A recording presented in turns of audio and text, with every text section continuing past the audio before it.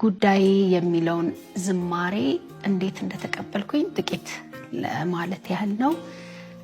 አንድ ቀን ቅዳሜ ጠዋት ነው የማለዳ ጸሎት አለንና ቅዳሜ ቀን 6 o'clock ላይ መነሳትና ጆይን ማድረግ ነበረብኝ ጸሎቱን።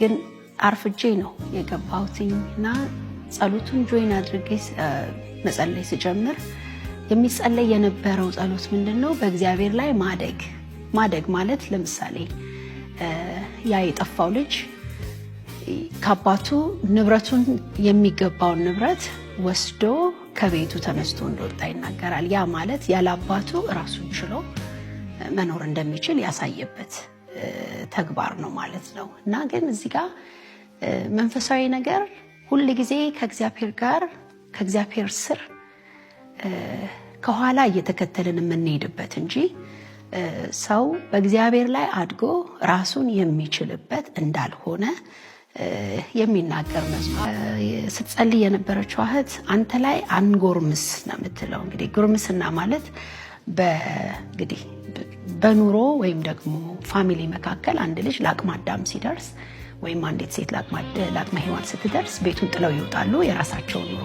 ግን መንፈሳዊ ነገር ላይ እንደዛ እንዳልሆነ ሁሉ ጊዜ የሰው ልጅ ከእግዚአብሔር ስር መሆን እንዳለበት፣ አባትነቱ የዘላለም እንደሆነ፣ አምላክነቱ ሁሌ መሰማት እንዳለበት፣ እግዚአብሔር ምን አልክ መባል እንዳለበት፣ እንደፈለግን መውጣት መግባት እንደማንችል ያንን ነው በቃ።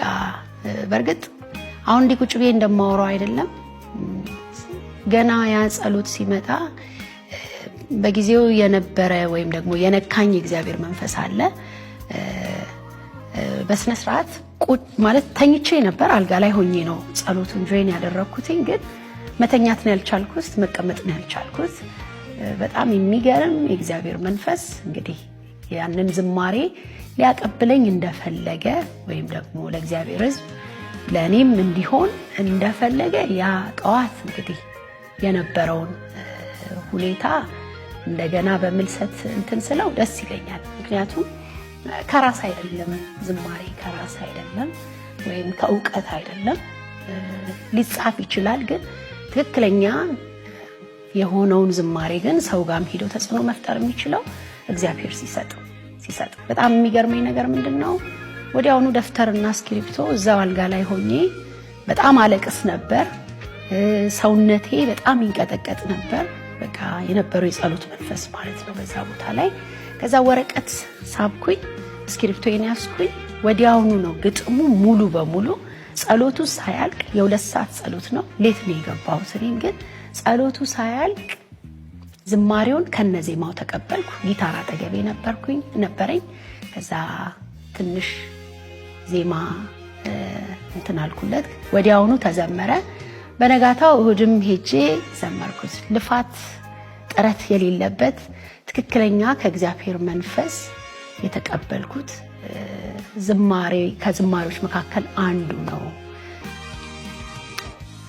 እዛው ግጥሙ ላይ እንዳለው ማለት ነው።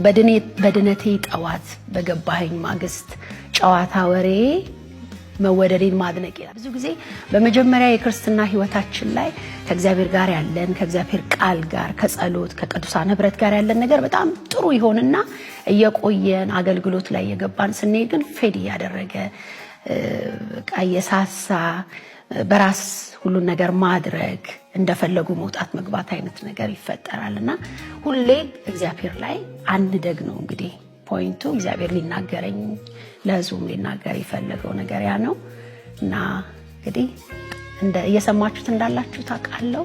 እንግዲህ ድጋሚ ያው ዳራውን ነው የምነግራችሁ እንዴት እንደተቀበልኩትኝ። ተባረኩ።